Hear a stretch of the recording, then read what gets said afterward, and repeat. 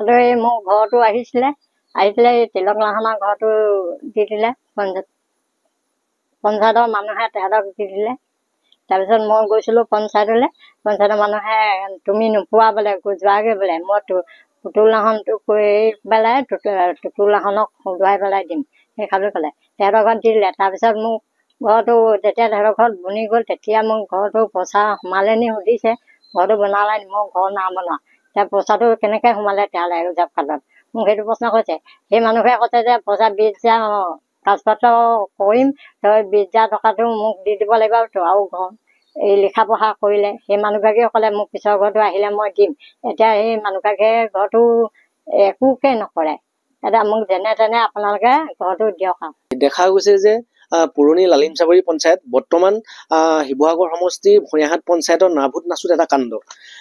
গোটেই কথাটো হ'ল যে লালিমচাবৰী পঞ্চায়তৰ এটি দৰিদ্ৰ পৰিয়াল অমিয়া লাহন আৰু পুতুল লাহন, স্বৰ্গীয় পুতুল লাহন, তেখেতসকলৰ নামত এটা গৃহ আবণ্টন হৈছিল। যিহেতু বঞ্চিত এই অমিয়া লাহনে ইতিমধ্যে পঞ্চায়তত গৈ দেখিছিল যে তেওঁৰ ফটোখন ইতিমধ্যে লাগিও আছে। তাৰপিছত দেখা গ'ল যে পঞ্চায়ত প্ৰতিনিধিসকল আৰু পঞ্চায়তৰ বিষয়ববীয়াসকলে তেওঁলোকৰ এই অজলা এই দৰিদ্ৰ পৰিয়ালটিৰ গৃহটি কাটি নি বেলেগ এঘৰ মানুহত আবণ্টন দিলেগে আৰু ইতিমধ্যে সেই মানুহ ঘৰ গৃহটি নিৰ্মাণো কৰি পেলালে। তাৰপিছত দেখা গ'ল যে মজুৰিৰ বাবদ যি 95 দিনৰ পইচা সোমাব লাগে সেই পইচাটো আহি যিহেতু অমিয়া লাহনৰ একাউণ্টত সোমালেহি, বঞ্চিত মহিলাগৰাকীৰ একাউণ্টত সোমালেহি।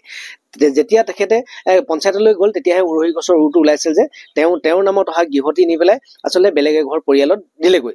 আৰু তাৰপিছত যেতিয়া পইচাটো সোমালে তেওঁলোকে এখন চুক্তি কৰিছে। আচলতে এই এনেকুৱা ধৰণৰ চুক্তি কৰিছে যে পইচাটো তেওঁলোকক দিব লাগিব আৰু যেতিয়া সেই যি ঘৰ গৃহ নিৰ্মাণ কৰিলে আচলতে তিলক লাহন আৰু টুটুমণি লাহন, তেওঁলোকৰ নামত যেতিয়া গৃহটো আহিব এই বঞ্চিত পৰিয়ালটি অমিয়া লাহনক গৃহটি বনাই দিব।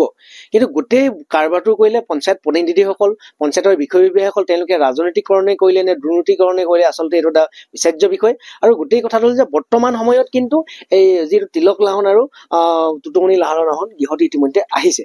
অহাৰ পিছত যেতিয়া চুক্তিমতে কথা আছিল, যেতিয়া বঞ্চিত অমিয়া লাহনে ইতিমধ্যে গৈ ক'লেগে যে তোমালোকৰ নামত গৃহটি আহিছে, গতিকে মোক বনাই দিয়াৰ ব্যৱস্থা কৰা, কিন্তু সকলোৱে দায়হৰা মন্তব্য দিছে।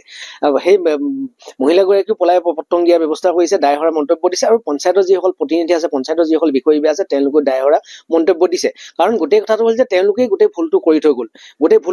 কাৰণ এঘৰ মানুহৰ এটা গৃহ ইতিমধ্যে বনি নিৰ্মাণ হৈ গ'ল। তাৰপিছত সেই মানুহ ঘৰৰ নামত পুনৰ আহিছে। আচলতে ভুলটো পঞ্চায়ত প্ৰতিনিধিসকলে কৰিছে।